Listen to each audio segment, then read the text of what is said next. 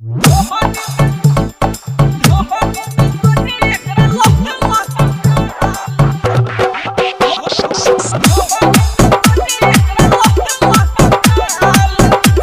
भाई उजाला music present. माल माल माल छके गजे माल ढोहडी में गजी एकरा लहे लहे डाल। माल माल माल छके गजे माल ढोहडी में गजी एकरा लहे लहे डाल। खाल खाल खाल गुजा गुज खाल खुलल खुलल बाल आ फूलल फूलल गाल। माल माल माल छका जाऊ के माल ढोहडी में गोजी एकरा लहे लहे डाल।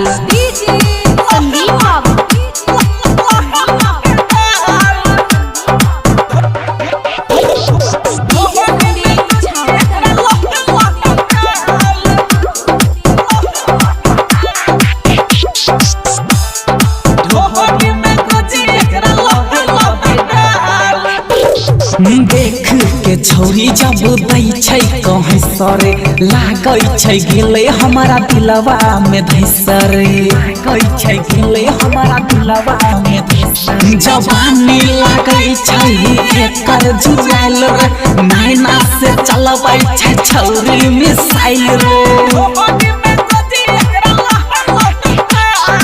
लागै छै जेतै त फेर नहीं हेतै लागै छै जेतै त फेर नहीं हेतै। होठू में लाली एकर नागिन जैसन चाल। माल माल माल छै गजब के महाल ढोहडी में गोजी एकरा लहे लहे डाल। माल माल माल छै गजब के महाल ढोहडी में गोजी एकरा लहे लहे डाल।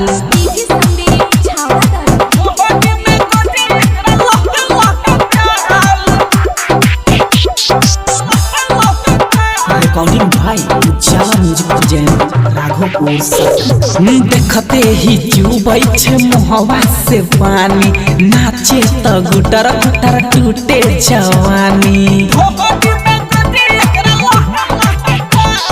जाई नहीं देतो आई तोरा के बच्चा के कमर हिलाबै छे मच्चा के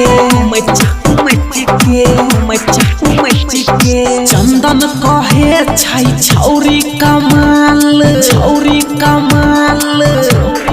रे किशन के गाना पर करे छे धमाल आ छौरा सब छै एकरा पीछे बेहाल। माल माल माल छै गजब के माल ढोहडी में गोजी एकरा लहे लहे डाल।